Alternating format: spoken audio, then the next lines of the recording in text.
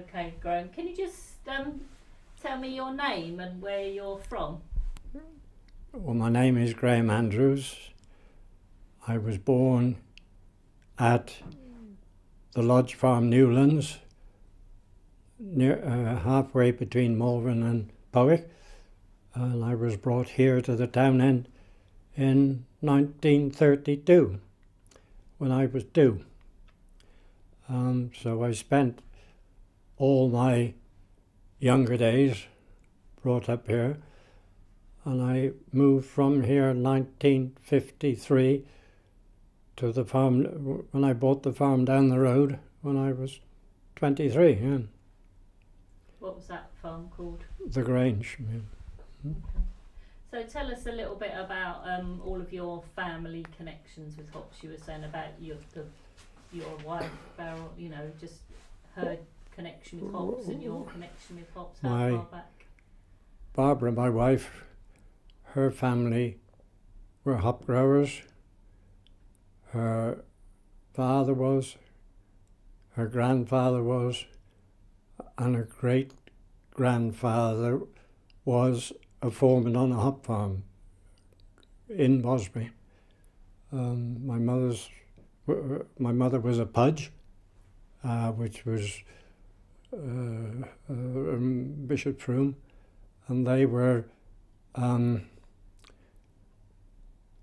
in hop growing in a big way 50 years ago.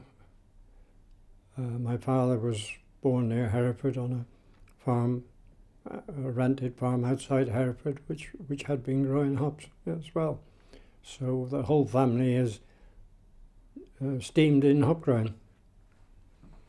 So tell us a bit about your sort of memories when you were younger. You said when after you left school you remember. Can you tell us a bit about what you remember of the hand picking? I left school 1947, and for the next 5 years we hand-picked hops here at the town end with some local pickers, some gypsy families, and quite a lot of people from Bath or Peasdown, which was a mining village between Bath and Radstock, which came up by coach or every year. I remember in the pre-war days they used to come by train to Colwell Station, and I remember then going with the horses and wagons to pick the pickers and luggage and everything from Colwell Station even. The railways got very busy in the Second World War and wouldn't trans anybody like that, so we had to send coaches and lorries down to Bath for them. But that ended, the hand-picking ended here at this farm in 1951, when it became impossible to find a number of hand pickers. Government legislation, I think there was an Education Act of 48, 49, which made schooling compulsory, and so the families couldn't come and bring their children. Tell me about when how the changes happened in the School Reform Act. In the late 1940s, as a result of a new Education Act passed through Parliament, it became very difficult for families to bring their children up again. And it, not only this farm, but the farms that were drawing their casual hop pickers from the Welsh mining valleys and from the Black Country, you just couldn't find the number of pickers to gather the crop. And really, there was no answer but to mechanise the job and buy a hop picking machine, which the first hop picking machine arrived here 1952, made by Bruffs at Sickley. Tell us a bit about, you saying about the economics of hand picking versus... I have no reason to believe it was any cheaper to pick hops by machine, because the picking machines were a bit basic, and the wastage of hops by the picking machines was quite enormous, that I don't think there was any financial gain in buying a hop picking machine. But if you wanted to gather the crop you had grown, you've got to get it harvested. And so the machine became the only answer. I mean, I found the cost of it quite interesting. Oh yeah. Do you know how much it costs? Well, I've forgotten the figures now, quite frankly, but I don't think it was done for financial reasons at all. You said it was about 3,700. Oh, the picking machine we had here was called a Bruff Type B. It was about 3,750, I think this one cost. And what was and you talked about the average wage then and what you got paid. You said about £6. From memory, I would think the farm wages were somewhere between £4 and £6 a week. I wouldn't specify. The first week's wages I paid when I started farming, 1953, was £5 1 and 6 a week. I know that. That's what you paid your labourers. That's what the first man the first week. Yeah. I've got the diary of that now, so I can prove that. That'd be interesting to see. Yeah. That was the farm. That was the farm wage, and I really believe farmers created their own problem over the years by not paying their men sufficiently, and therefore the more capable men left the land as a time in the 1950s and 60s and got higher paid jobs elsewhere. And as time went on, we gradually developed a labour shortage on the land, and I think it was the farmer's own fault, really. Well, you were saying that some of your peers didn't used to get paid by, they would just get their board and lodgings or. Well, as I told you, I had £1 10 shillings a week here. Well, I only had £1 a week when I left school. I went away to college for 9 months, and I came back and I got an increase to £1 10 shillings. Then that's the biggest wage I have received from anybody else in my life. Well, at the end of the Second World War, Bosby parish had 19 hop farms, and I would estimate the population of Bosby for people, either travellers or people from the Black Country or maybe the Welsh Valleys. I would think the population of Bosby would increase by 3 or 4 times it for the month of September. All these people had got to be fed. They needed milk, they needed bread, they needed fish, they needed this, they needed the doctor regularly, and they all had got to be catered for. And so who used to look after them? Well, they looked after themselves, really. We provided coke for their devils, all their only heat, and we got no mains electricity on the farms, you see. So we had to provide them with their basic necessities best we could. Where would they all stay? In the buildings. The cattle sheds were cleaned out, and yeah. You were saying it often used to be your job. Didn't you have to look after someone with a broken leg or something? Well, my job when I left school was to bushel the hops. That was a job of measuring their day's work, and and the result of that, you seem to take responsibility for them as well. As best you could. But they came. They'd been hopping before. They were the sons and daughters of those who had been hopping over the years, and so they came reasonably self-reliant. They knew what they were coming to. And just remember, they were families from the least favoured families in their town, least well off perhaps, and this was their only holiday. There's no way they could afford to go to the seaside of dinner, and this is the only chance the children had to get away from their terraced houses in these big towns. So it's an interesting thing then, that education reform, it actually denied them the opportunity to come out to the countryside and have a bit of fresh air. Yeah. Right? Yeah. Yeah.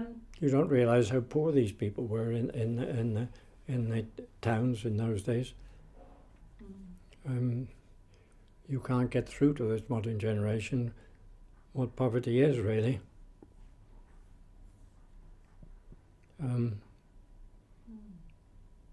But they came, they wanted to work, they needed the money to buy the coal for winter, they needed the money to buy some Christmas presents, and they needed the money to get through winter. So do you know what happened then, what they would have been doing? I don't suppose you do, but when they couldn't then come and do that work, do you know what they would have been doing instead? I don't suppose you do. Well, I don't really know. No, I don't. No. Nothing, I think, is the answer. Yeah. Yeah. Nothing. Okay. So, and then tell us about how you went on to get your own move from Town End Farm to the Grange. Tell us about that. How did that come about, you buying your own farm? Well, the wages here were such I couldn't see any point to continuing to work here, so I'd spent, from the age of about 20, I was looking for a farm somewhere around. I'd look for, I must have looked at a dozen or 15 farms and the first one I could see by chance of earning a living at and paying my way was the one next door, the Grange. And so there didn't seem to be any other takers or something. I seemed to be the only. Land had been going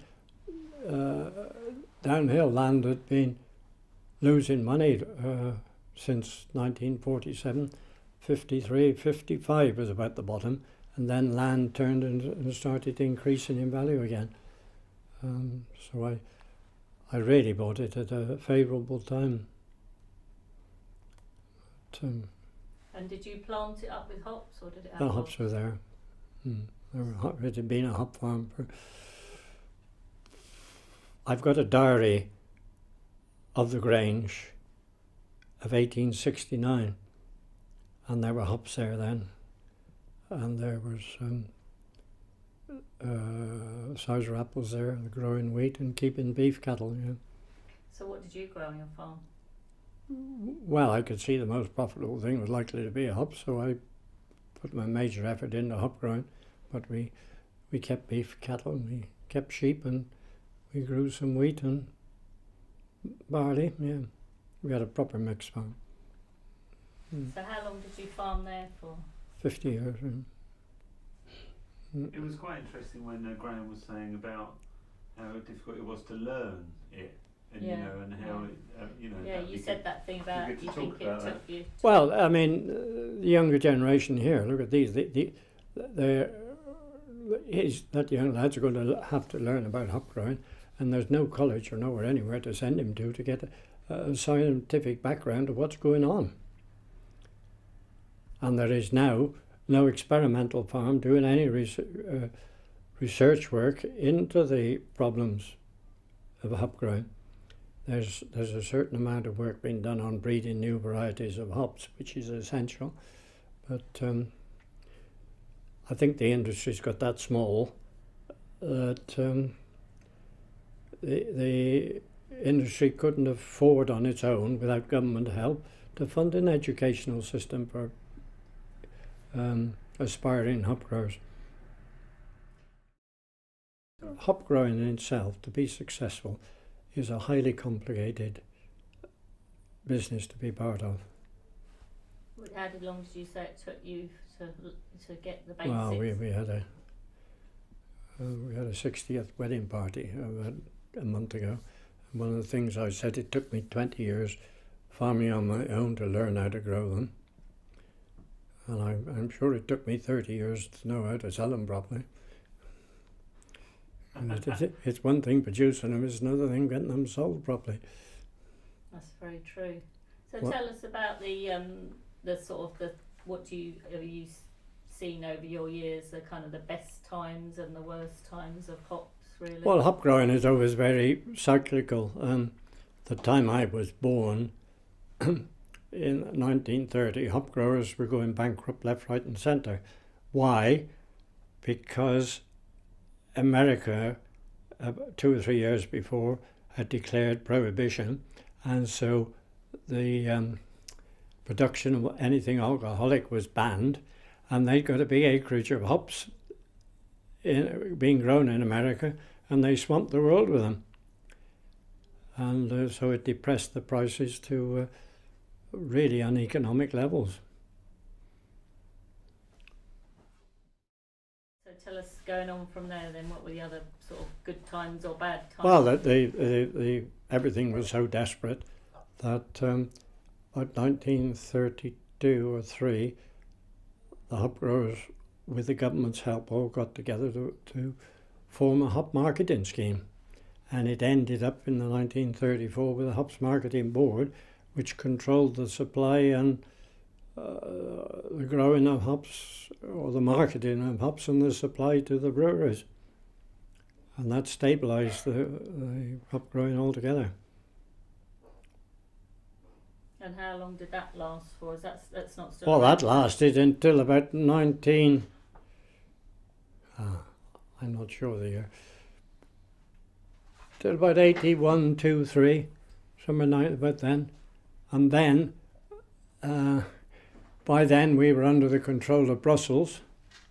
Brussels had broken up the pig marketing board, the milk marketing board, the potato marketing board, and the hops marketing board were all declared illegal. I say it's because the farming activity at Brussels is decided by the Environment and Agricultural Committee, and France has a big say in that. France has been a big say in the agricultural policy, and they didn't like the way our marketing was organised, so it had to be disbanded. So how was it kind of a fair market after that, or was it not? Was it Well, we free for all split up into about 4 marketing groups organised by the growers, but it was a semi-shambles, a whole lot of it. One of the groups was run from that desk. Yeah. But I could say a lot about it, but I wouldn't want it to go public. You know what I mean? I think too many mistakes were made by growers, I think. But it's easy to look back in hindsight. And what do you think the hop? What challenges? Yeah. What's it like at the moment, and what do you think the current? the English hop industry cannot produce competitively hops for lager. The lager production is in the hand of the big breweries in the world, and and we cannot compete with the Americans in particular producing hops suitable for lager. What we can produce is what we call aroma hops that are suitable for these craft brewers and their cask conditioned beers. And the revival of hop growing this last 5 years is tied up with the influence by the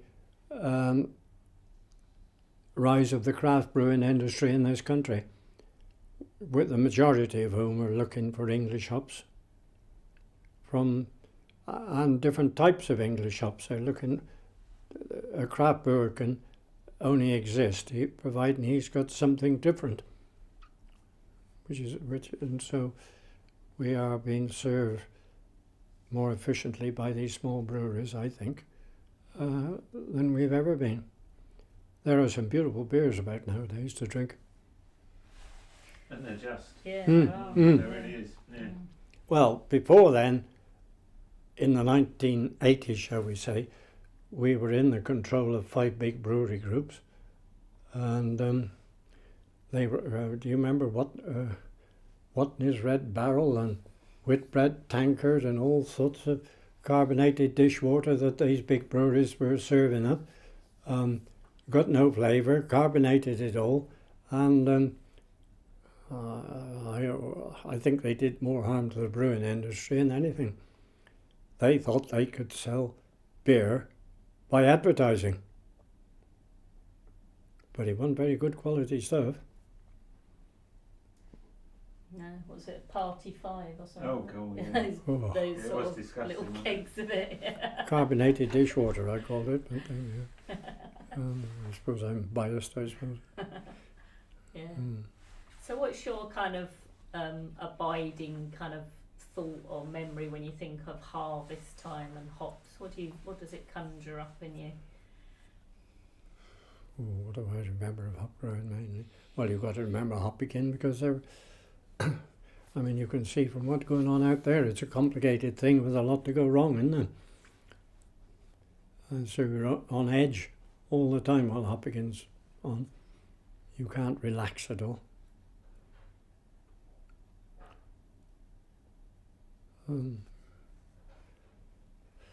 I enjoyed it. It was an annual challenge.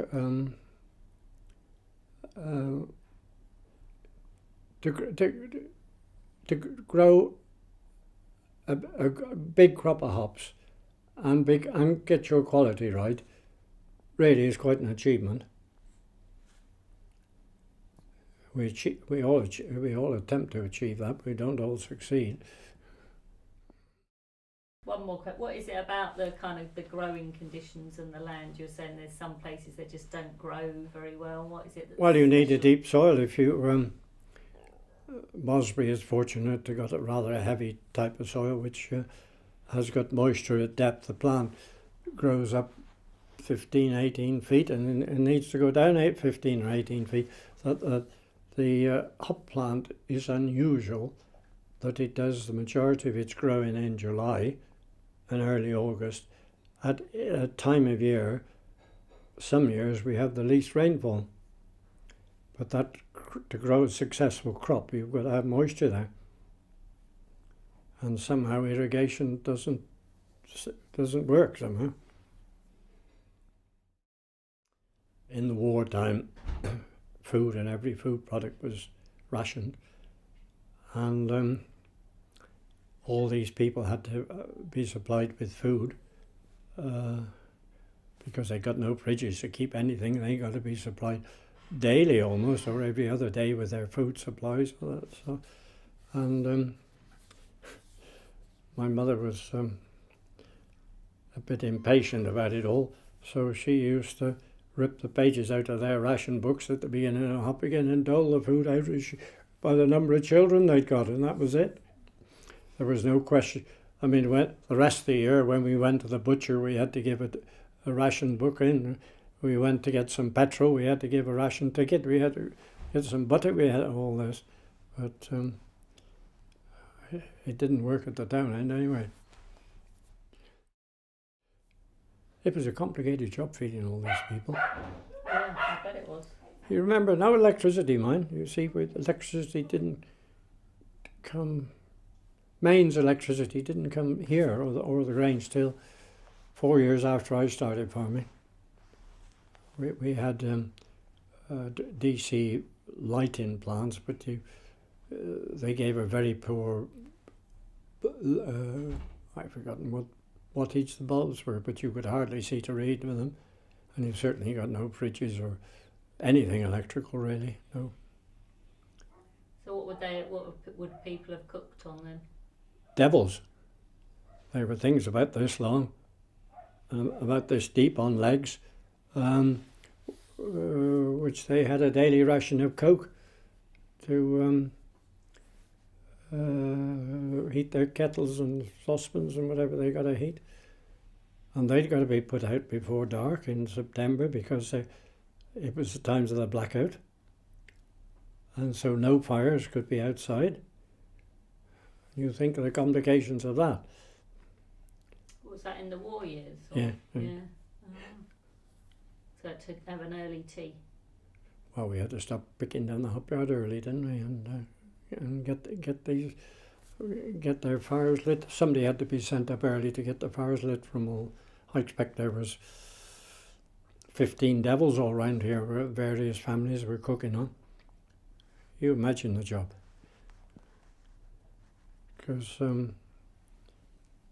in the war we would have had a railway truckload of coke for the hoppers to burn, and we would have had a railway truckload of coke to heat the heaters that dried the hops as well, different type of coke, yeah. But what have you got, is there one kind of person or character that you really kind of remember from those times, or any times that you just think they were a... Well, I think you remember the travellers more than any, because they were sort of self-reliant sort of people, weren't they? Most of our travelling families came up from Bristol, Black Horse Road, Manglesfield, Bristol, and they come up, take 4 days to travel up with their horses, and by the nature of them, they had to look after themselves, and they were self-reliant. There were some pretty strong characters amongst them, and God help them. And every Sunday morning, these travellers would congregate at the local pubs round here, the Bell at Bosbury, the Oak at Staplelow, the Ashburton, Bishop's Room, and because they would go horse dealing on a Sunday morning, and they get boozed up and one thing and another. There was it made life very complicated, I can assure you. At Bosbury, we had a full-time policeman in Bosbury and Bishop's Room.